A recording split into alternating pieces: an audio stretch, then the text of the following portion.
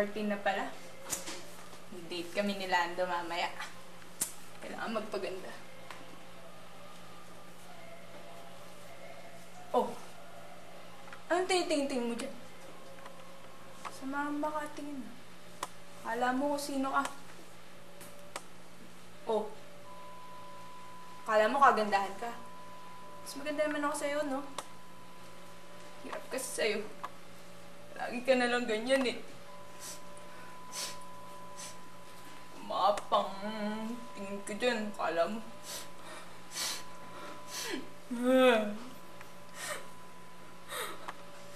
Ba't mo ako naaway? Ano? Kabwisit ka na eh.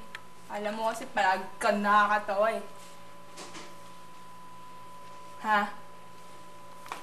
Ano? Subukan mo kayang ilagay ang sarili mo sa mga paa ko. Ano kayang mararamdaman mo? Kasi...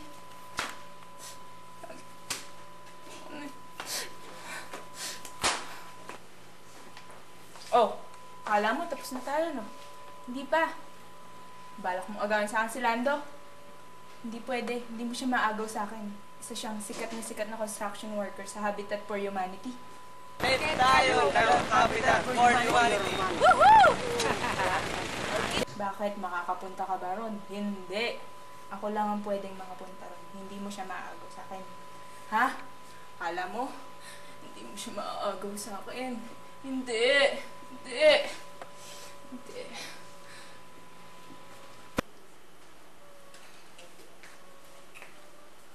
Oh, ano nangyayari sa'yo? Bakit hindi mo itinatap ang mukha mo? Huwag kang makialam. Gusto ko lang tumulong. Ano magagawa mo? Isimba na din natin. Basta mo na. Merong simba si J. Piwik. Sa mami. Ayaw mo mag-isip. Ayaw mo simba na. Start yun, J. Piwik.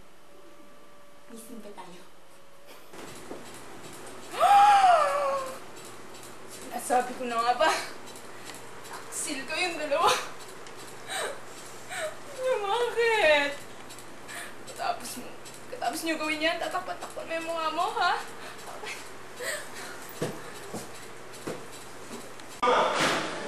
Ano? Ano ba kayo kabrutal yun? Eh, akala ko ba experience project yan? Ba't ang worth it naman yata? Pati,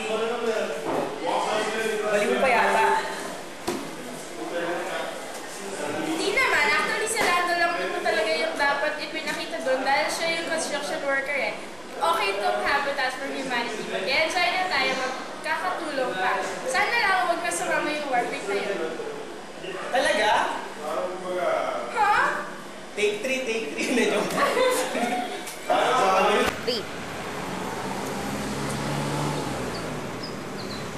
Ganito pala yung sinasabi ni Nika na habitat. Ang tagal-tagal niya. Nika?